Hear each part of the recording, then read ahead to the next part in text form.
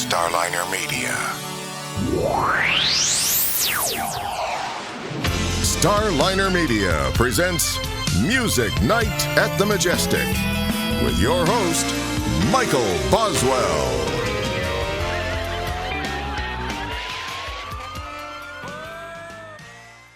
All right, it's time once again for Music Night at the Majestic, and with us tonight, Lee Rocker. Lee, welcome to the show. Thank you. Happy to be here. Well, I'm really excited to talk to you. I've been a fan of the Stray Cats since the beginning. Enjoy your solo work. So this is a treat for me. Well, thank you. So we often on the show, Lee, say that every musician's journey starts somewhere, and for you, I know you grew up in a musical household. Yes, I grew up in Long Island, New York, Massapequa, and in the 70s. And my parents are both classical musicians. My dad, Stanley Drucker, was the solo clarinetist with the New York Philharmonic for 61 years. He started there at 19 and he retired at 80. And phenomenal. And my mom is a classical clarinetist as well, and was a music professor at Hofstra University in New York. Wow. Now, just out of curiosity, did your dad, being an orchestral guy, was he a fan of rockabilly? They were really, really supportive in every way. Just to go back a little bit, the only rule that we had growing up, my sister and I in the house, was that you took music lessons, you learned to read and write music. So I started with cello as 6 or 7 years old, and then moved on to electric bass and upright bass, which was kind of a real natural progression, 4-stringed instrument, dealing with the low end of things. And I think their philosophy was, whatever you do, do it well. It was the philosophy. It didn't matter if the style was rockabilly or if I was going to sing opera. It was, do it well. Yeah, no matter what you do, you should always do it as well as you possibly can. But that's really nice, because a lot of times I've heard stories about where, parents were old school, highbrow music, people, if you will, who when their kids were into rock and roll, weren't as quite enamored with it as what their kids were. Yeah, no, they were fine. I mean, actually, Stray Cats, Brian, Jim, and myself, we grew up in this town of Massapequa, and really started the band in my parents' garage. So it was the real garage band thing, amplifiers blaring, drums banging, and neighbors calling the cops, and they did more than put up with it. I got to say, they were great. That's wonderful. Well, talking about playing with Jim and Brian, you guys were only 18 when you packed up and went to England? Yeah, I was 17 actually. We left in the summer of 1980 in June, and I was still 17 years old. Jim was 18, Brian was probably 19. And, that was, I can't say it was a whim, but we were young. The band was successful. I mean, we were playing corner bars around Long Island, and there were lines down the block for it, which was, the band always had this power that was, you had to be aware of, because we would play somewhere on a Wednesday night, or every Wednesday, I should say, and every Wednesday the crowd got bigger and bigger. So we were definitely drawing crowds in the suburbs of New York City, and we were playing at CBGB's and Max's Kansas City, kind of the rock and roll dives, punk clubs, and it got to be summer, and we said, let's see what's going on in England. So we really just went without much forethought or anything else. We wound up getting there, sleeping in Hyde Park, and we figured out that you could sleep in an all-night movie theater. And we had a blast, though. Yeah. Now, how did you guys come to meet Dave Edmunds? When we first got to England, before we got our record deal, which all happened really quickly, but we started knocking on doors and just meeting people, and a lot of people took to us pretty quickly. I mean, you had three teenagers from New York basically walking through the streets of London with giant pompadour haircuts, leather jackets, carrying an upright bass. People were like, "What the hell is this?" So we started to get some gigs around London in different pubs and different small music venues, and we finished a show. I think it was one of the bigger place called The Venue, and we got off stage, and Dave Edmunds was in our dressing room, drinking our vodka, and he sat down and introduced himself, and of course we knew of his records. We'd never met him, and he said, "Listen, I really want to produce you guys, and I want to get in there before the label pushes for someone who doesn't understand what it is you guys do." And Dave Edmunds was great for us at that time. He captured what we did. He didn't dictate anything. He really just made sure to get what we were doing and document it in a great way. And I mean, Dave's an amazing guitar player and singer, but he was sort of a helper and never felt like a producer or try it this way or try it that way. He just said, like, go for it. And we didn't, we were learning as we were going. We hadn't really been in the studio hardly at all, the Stray Cats, until that point. And we learned as we went. Tell me this, Lee, what do you remember most about the very first sessions with Dave? Well, for me, I remember trying to record the bass and really the setup, and not having been in the studio. We were trying some different strings, and I usually at that point was using steel strings. There was no amplification that was commercially available for an upright bass, so I had come up with things. Took a Fender Precision electric bass pickup on a block of wood and had that attached to the neck of the bass. And we decided, we got to put new strings on. So someone went to a string shop and got me a set of gut strings. I was used to steel strings. And it probably took hours to figure out that a magnetic pickup has to have a metal string. So we couldn't, all of a sudden we changed strings and the bass wouldn't work. But, and it was, and it was a lot of fun. It was a lot of stuff we didn't understand at that point. We hadn't been around that kind of equipment. And back in those days, studios were like the dashboard of the space shuttle or something, So, there was definitely a learning curve. Yeah. Well, given all the folks that Dave is connected to, how many doors did hit your relationship with him open up for you guys? Well, we met a tremendous amount of people. I mean, one of the stories is that I do remember was going to the studio either before or after one of our sessions, and Dave and Nick Lowe were there, and they were working on, I think Nick might have been the producer on some Elvis Costello stuff, and they were checking some mixes and things, and Dave, Dave's a incredibly respected artist and a hell of a good guy, and he really helped out. And we met a tremendous amount of people in London in those early days, and this is all pre-record deal.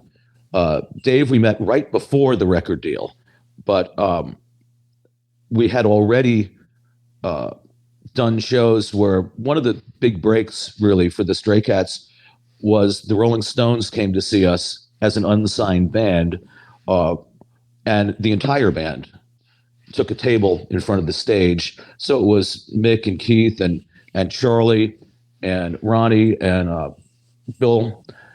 And, as you can imagine, the London music press was all over that. It was the cover of everything. And we were an unknown band virtually until that point. So, Pete Townsend was coming to see us, Robert Plant, who became a good friend. So really the English musicians really embraced the Stray Cats. And most of those guys really grew up on the music we were playing. So they knew what we were doing. Yeah. Now tell me this. What's talking about music that they grew up with? What artists and songs were the most influential on you when you were growing up? Well, growing up, it was a little bit of an evolution. I'd say when I started to change from playing classical music to playing rock and roll, one of the kind of genres, I guess, that I was into was the Allman Brothers stuff. I loved, some of the Southern rock bands, and saw them and listened to a lot of that music, and really started to discover the blues. So Willie Dixon is a personal hero of mine. He's a upright bass player, singer, record producer, songwriter, all of the things that I wanted to do. And he was a great bass player. So it really started with some of the Southern rock, then blues, and then really discovering Presley, Elvis, the Rockabilly Cat, the first Sun Sessions record, Carl Perkins, Buddy Holly, the whole gamut, Johnny Cash, Jerry Lee. And that was really what really grabbed me. Yeah. Now, you later got to play with Carl Perkins, didn't you? Yeah, Carl became a really great friend and mentor to me from fairly early on. Carl had been to a number of things and had called me to do some sessions with him, some TV shows over the years. I recorded his last record with him, Go Cat Go. We even did the soundtrack to Porky's Revenge, which I'm sure you've seen. I haven't seen the movie, but I do own the soundtrack. Okay, well, you should see the movie. It's one of the few times that the sequel was actually better than the first one. But so Carl, was a great guy and a mentor. I miss him dearly, and included me in so many things. At one point, he put together a TV show out of London, a TV special that came out worldwide, but in the States on, I don't know, Showtime or one of those kind of earlier cable things. And that was his 33rd and a third anniversary. And he had Clapton and George Harrison and Ringo and Slim Jim and myself and Earl Slick were on it. Dave Edmunds was on it. And that was just a monumental experience, getting to really work with everybody. But even on top of that, we spent a week at rehearsal, and the rehearsal studio had a pub next door, which we spent more time in the pub than on the stage, but it was a blast. Yeah. I'll tell you, getting back to the Stray Cats music. You recorded 2 LPs in England. Yeah. And then tracks from those 2 were combined with what became the title track for your debut album here in the States. Right. How did that all come about? Well, when we first started, as we were saying, in England, the record deals that we did were excluded North America. And just by happenstance, I guess, it wound up being a really good thing for us. Because the Cats we were selling records all over the world, and we had sold a tremendous amount of records back in that time. Like, what's the import was always like a big thing. And we had done, I remember being told 150,000 imported records into America by that point. So there was this cult, and we got our record deal here in the States. And as you said, we combined the first 2 records, selected tracks off of the first 2 UK records, recorded a new song, Built for Speed, out at Hollywood Recorders in LA, and EMI America signed us and put that out. Yeah. Now, out of the uh, all the Stray Cats albums, which one for you is closest to your heart? Ooh, that's really tough. If I would have to pull one out, I got to say the first one because that captured the spark and the original feeling and everything, and it had so much sweat and passion and in a weird way innocence. We were just at the start of our careers, and we were really looking back now, really at the start of our lives as well. Another record that I do love that we did was one we recorded out in Tennessee called Choo Choo Hot Fish, that Dave Edmunds returned to produce. We did it out on Lookout Mountain. And that's a record that was on an odd record label. It probably should have gotten more exposure than it got. I mean, Stray Cats fans know it, of course, but I thought that was musically a very, very strong record. Yeah, I agree. Thank you. Now, the Phantom Rocker and Slick. Mm-hmm. How did you and Jim team up with Earl? Well, that was at a point where the Stray Cats disbanded after, I don't know, about 5 years or so, I'd say. And we were looking to do something different, really.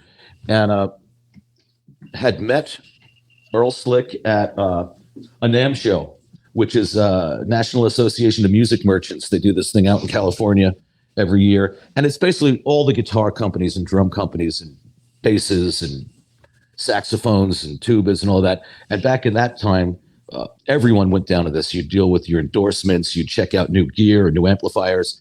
And met Slick out there in Anaheim and had always been a big fan of his guitar playing. I mean, he's a phenomenal guitar player.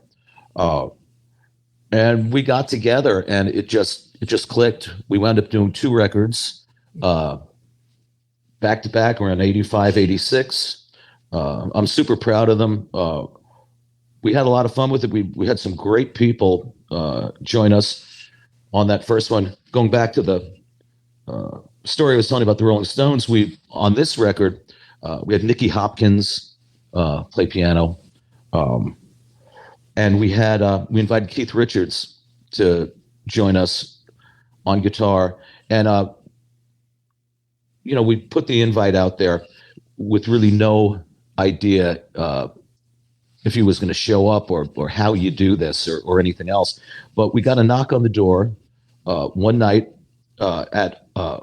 we were in Greenwich Village, Electric Ladyland Studios. And we looked through the peephole, I looked out, and Keith was standing on the street sidewalk with a 5-string Fender Telecaster with no case, literally. He just had it in his hand. And in his other hand, he had a black crocodile medicine bag. And he came in, and we hung out and recorded for a bunch of hours. And at the end of that session, he walked up, kind of put his stuff together, walked towards the door, said goodbye, and went to a coat rack and took my custom leopard jacket and put it on and walked out the door. So that's the song he played on was a song called My Mistake, which was a song that I still love to do on occasion. Yeah. Now, how did Men Without Shame come about? That was a song that Slick, myself, and Slim Jim wrote in the studio, which was something that we hadn't done a lot of. Most of the songs on the Phantom Rocker and Slick stuff was material that Jim and I had written over a number of years. That was a riff that Slick had, he said, in his pocket for a lot of years. And that he started to play that. And we just started to kind of pass it around and really just jam and put it together. So that one came together in the studio. Yeah, it's a great record. Thank you. And that one lyrically was really a comment on rock critics, yeah, journalists. I can see that. Yeah. Well, tell you, a few years after that, you did the two Big Blue records. Right.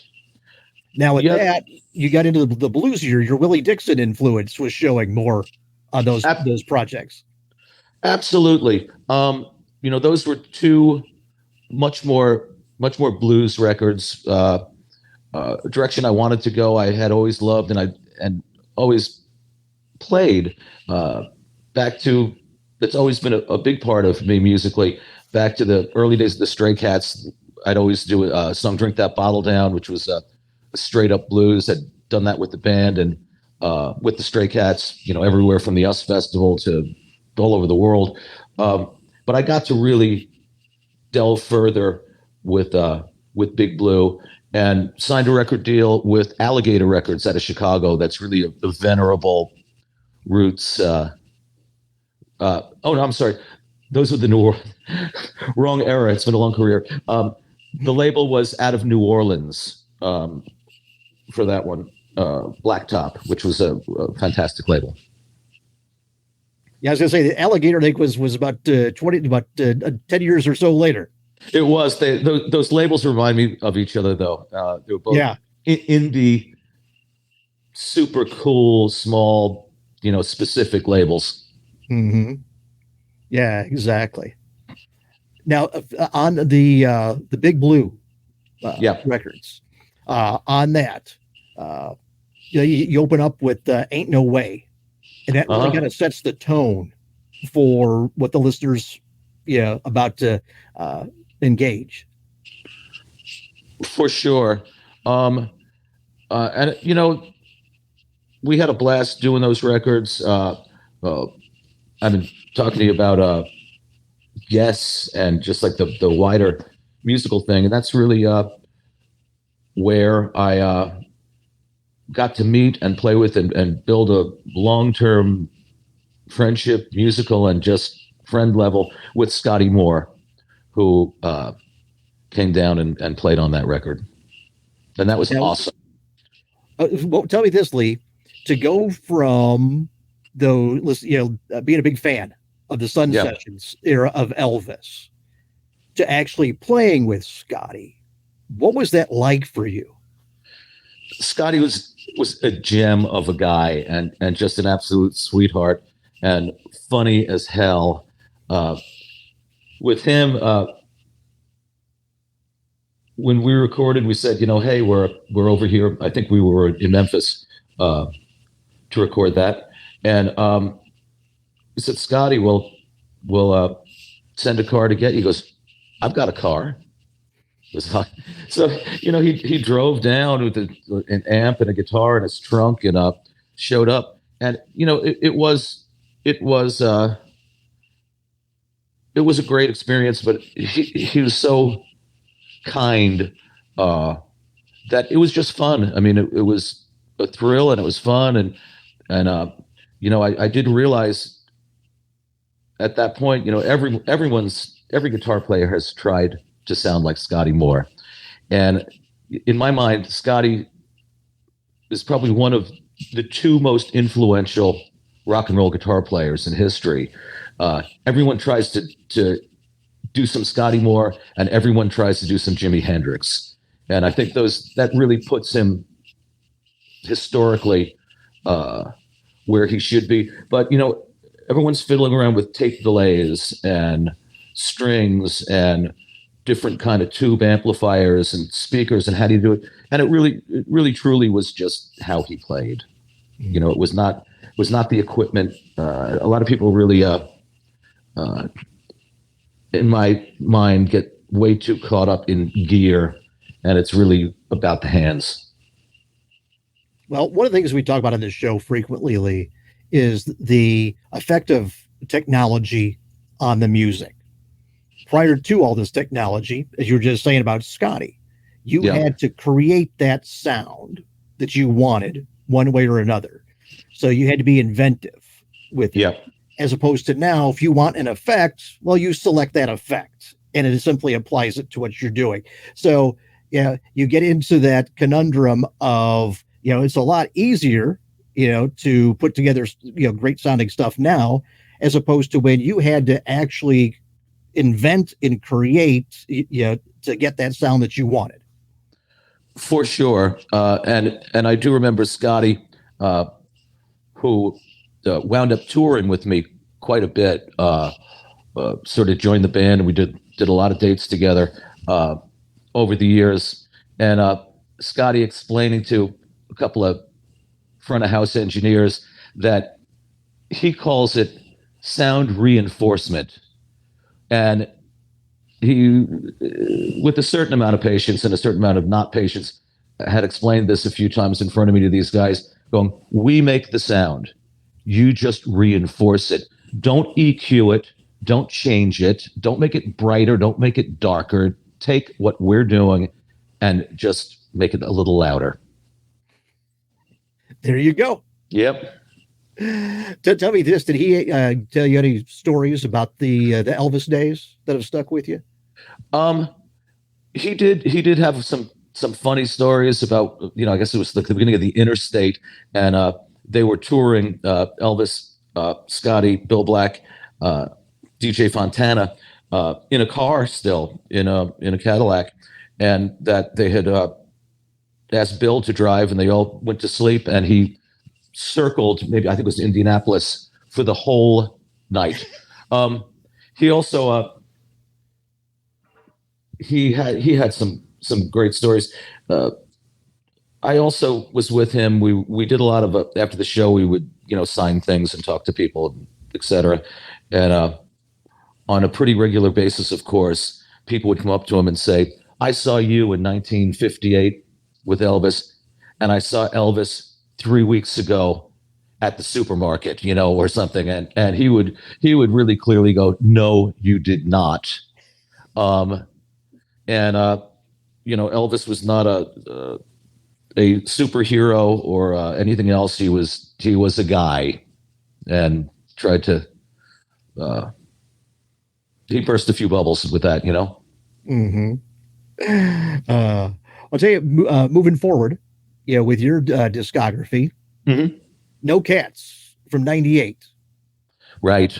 Yeah. Now on that album, Lee, I think the track that really threw me at first, it as much as unexpected, was you're covering One Way or Another. Oh yeah. That was a record that I had a lot of fun doing, and I just felt a lot of freedom to try some different things. And it's one of my solo records that I think really has some strong things on it.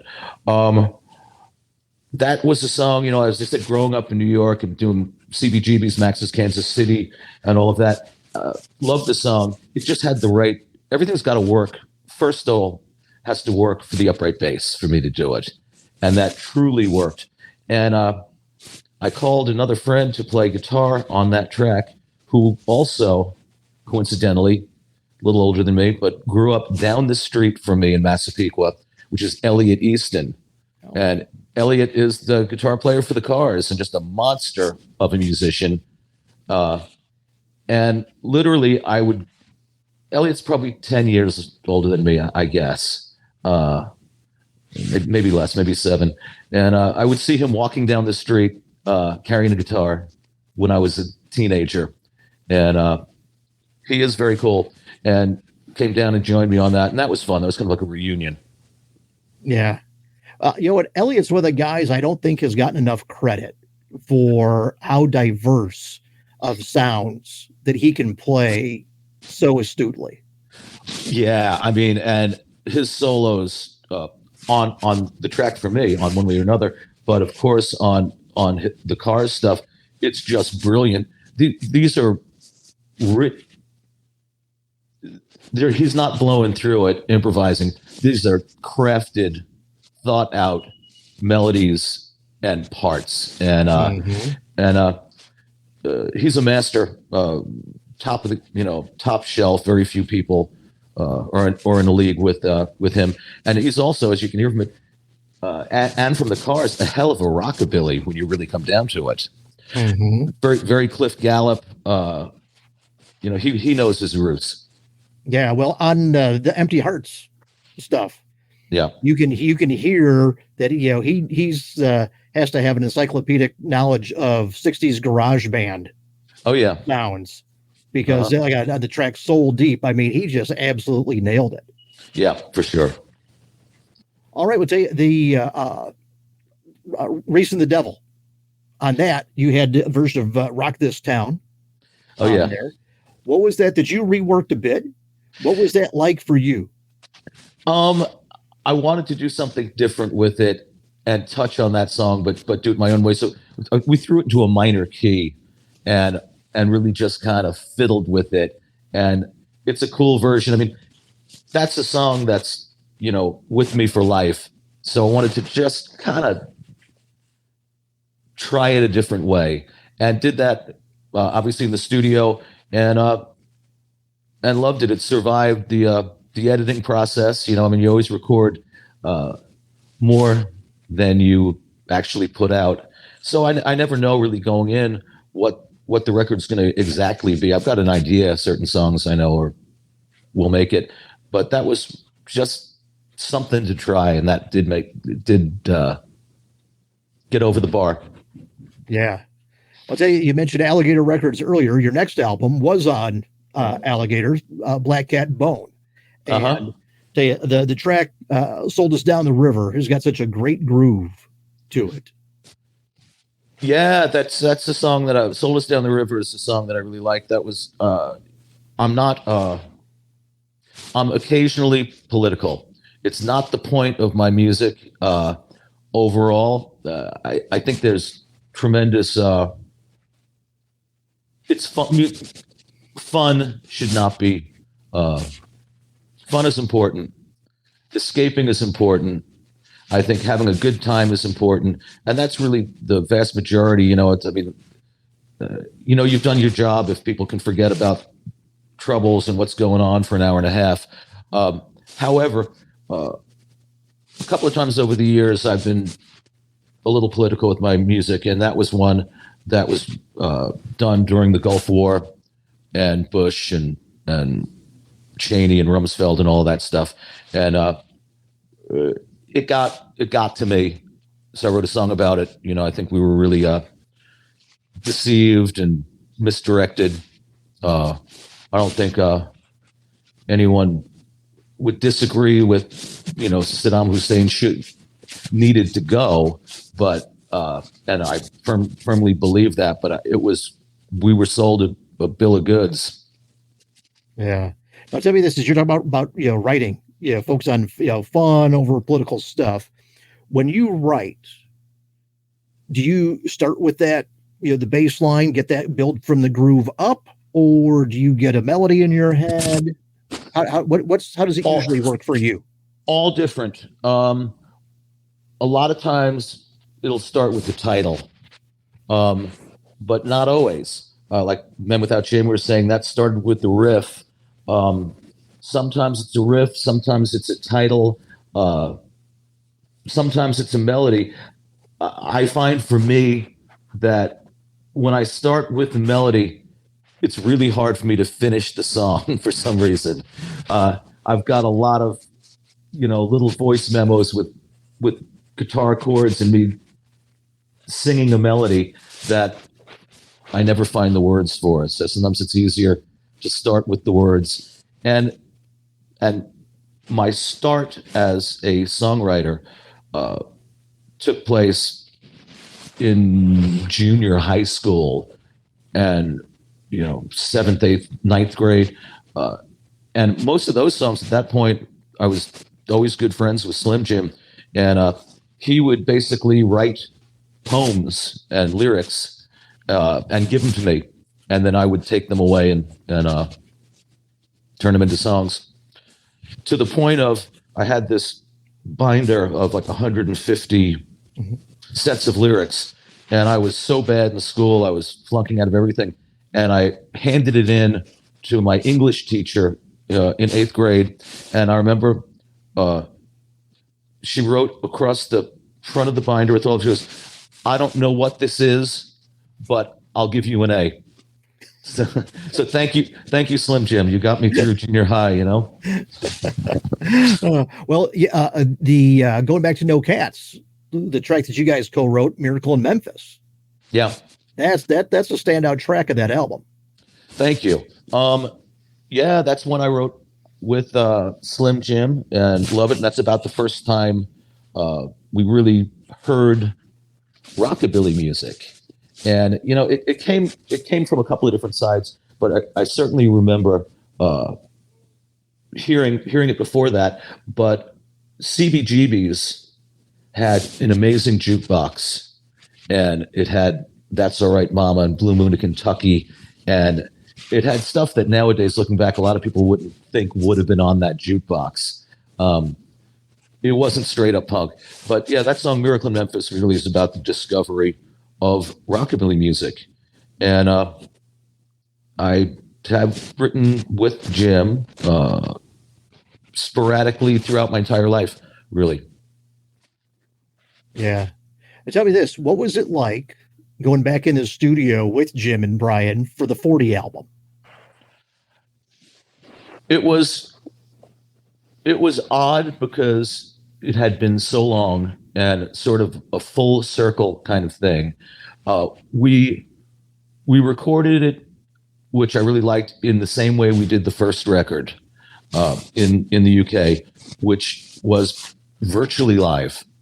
There are the only overdubs on there might have been some vocals, but the band cut live in the same room with very little isolation between us. We even had our amplifiers in there with us, and the microphones set up in a way we set up like on a stage, basically, side by side, and tried to make it feel as live as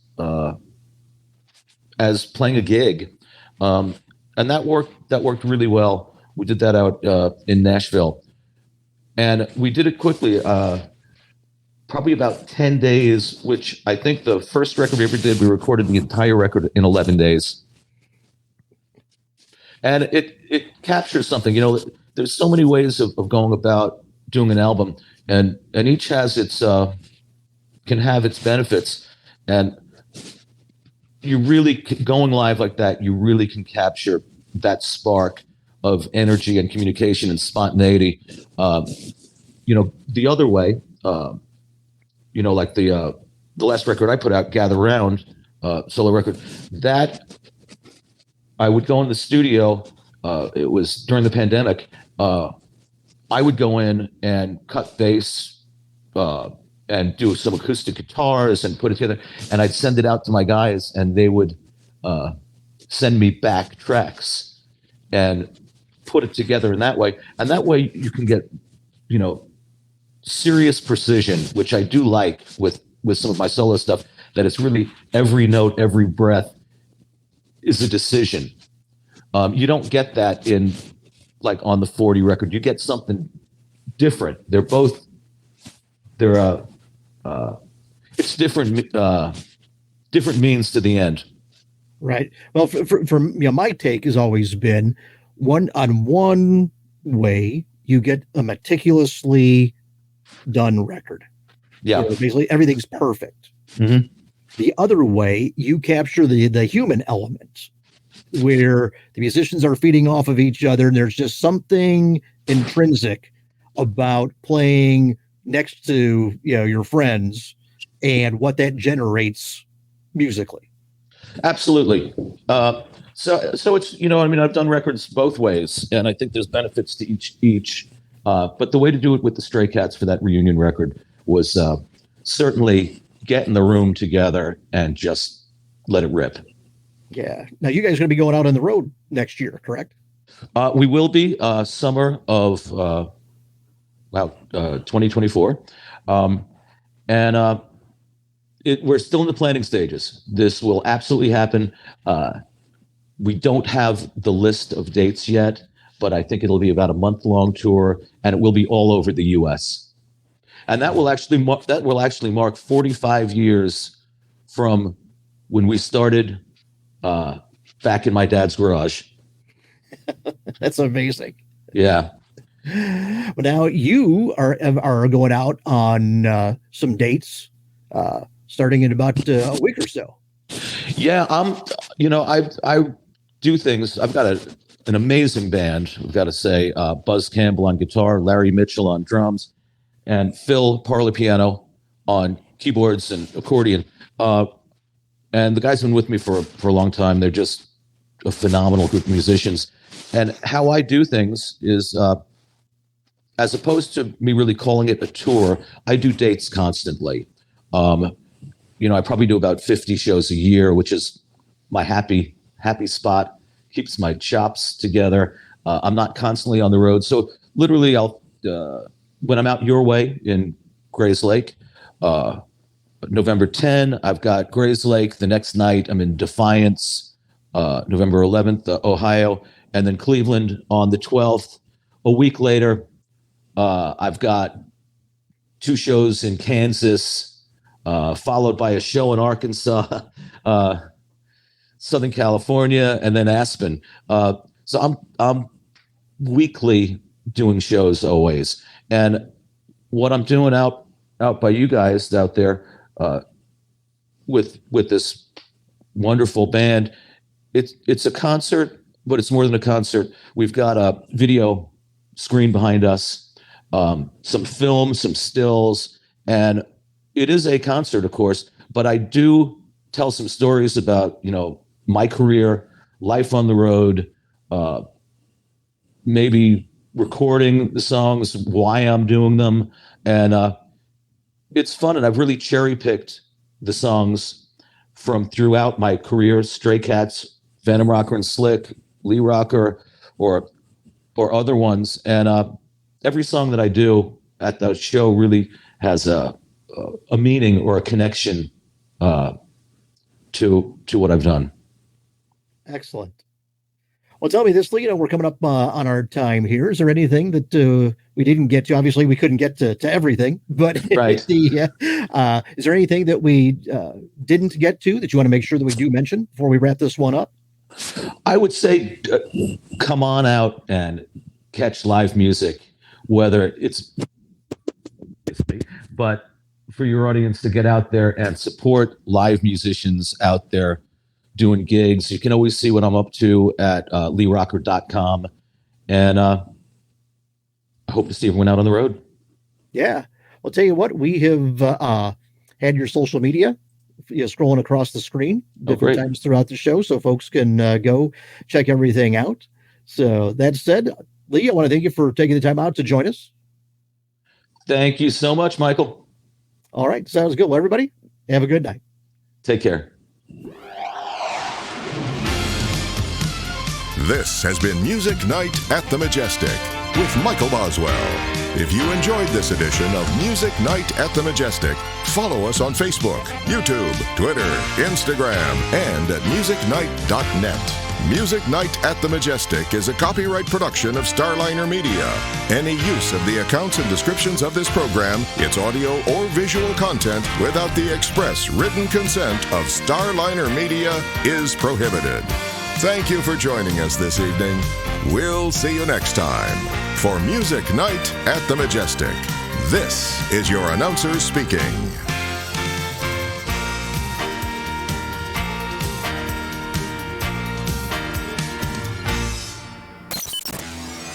Starliner Media.